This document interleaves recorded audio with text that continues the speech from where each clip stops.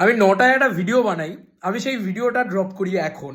But এখন সত্যি কথা বলছি, বুমবাদা জাস্ট খেয়ে দিয়েছে ভাই।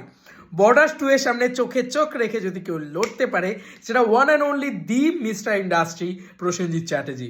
আমি বারবার বলছি, যদি কেউ সাকসেসফুল হয়, যদি সত্যিই কারোর ভালো বক্স অফিস আসে, তাহলে সেটাকে নিয়ে কথা বলার দায়িত্ব আমি সব সময় কাঁধে তুলে নিই। তো সেটার এখন বিজয়নগরের হিরে এই বছরের প্রথম প্রথম প্রথম টিকিট সেল ট্রেন্ডিংয়ে এসছে, প্রথম টিকিট সেল ট্রেন্ডিংয়ে আসা সিনেমা।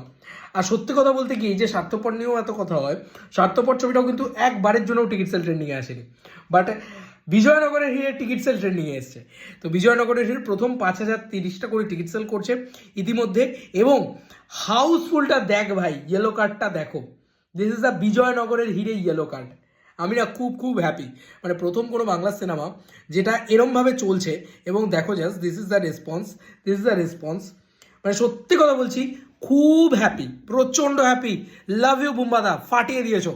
মানে আমি সিরিয়াসলি বলছি বুম্বাদা, তোমার জন্য আমি চরম হ্যাপি। আর আমার মনে হলো এটা আলাদা করে একটা শর্টস বানিয়েও হলেও বলে দেওয়া উচিত যে ভাই, আমি ইমিডিয়েটলি একটা বড় ভিডিও ছেড়েছি, সেটা 9টা 9:30টার দিকে রেকর্ড করা, তখনও টিকিট সেল ট্রেন্ডিংয়ে আসেনি। আমি তখন এই কথাটা বলছিলাম যে কোনো বাংলা ছবি টিকিট সেল ট্রেন্ডিংয়ে নেই, কোনো বাংলা ছবির অবস্থা ভালো না, ইত্যাদি ইত্যাদি ইত্যাদি।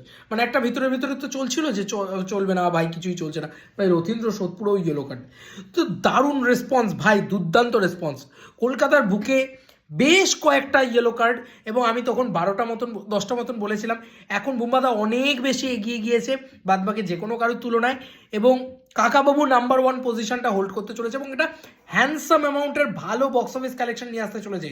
ইয়েস, ভালো বক্স অফিস কালেকশন নিয়ে আসতে চলেছে আমাদের সবার প্রিয় মেগাস্টার প্রসেনজিৎ চ্যাটার্জি। ইয়েস বন্ধুরা, অনেকেই মনে করতে পারে যে বুম্বাদাকে নিয়ে আমি ভাই বুম্বাদার এটা না, আমি বুম্বাদার লাভা। আমার সত্যি বলছি, বুম্বাদা যখন সাকসেস দেখাবে, আমি এবার কথা বলবো ভাই, নেক্সট লেভেলে গিয়ে কথা বলবো, সিরিয়াসলি বলছি। আর কাকাবাবু নিয়ে আমি নিজেও এক্সাইটেড, কালকে আমিও কাকাবাবু দেখতে যাচ্ছি। তো আমি তো খুবই এক্সাইটেড, এবং এটাই বুঝিয়ে দেয় যে প্রোমো যদি ভালো হয়, ট্রেলার যদি ভালো হয়, সব কিছু যদি ভালো হয়, তাহলে ভাই বুম্বাদা এখনও জাস্ট ছক্কার পর ছক্কা হাঁকাতে পারে। লাভ ইউ বুম্বাদা, চুমু, ফাটিয়ে দিয়েছো। এইবার নাম্বার 1 তুমি। মানে এসবিএফকেও আরেকটা জিনিস বলতে চাই, এসবিএফ কোনো ক্ল্যাশে হারছে না ভাই, কোনো ক্ল্যাশে হারছে না।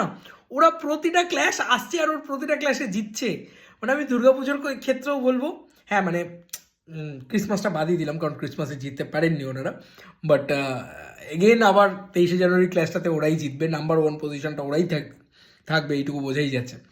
তো বস, এসএফকেও একটা কনগ্রাচুলেশন, কারণ কাকাবাবু লিড নিয়ে নিয়েছে ভাই। আর যে ছবি লিড নিয়ে নেয় সেই ছবিকে অত সহজে হারানো যায় না, বিশেষ করে বাংলায়।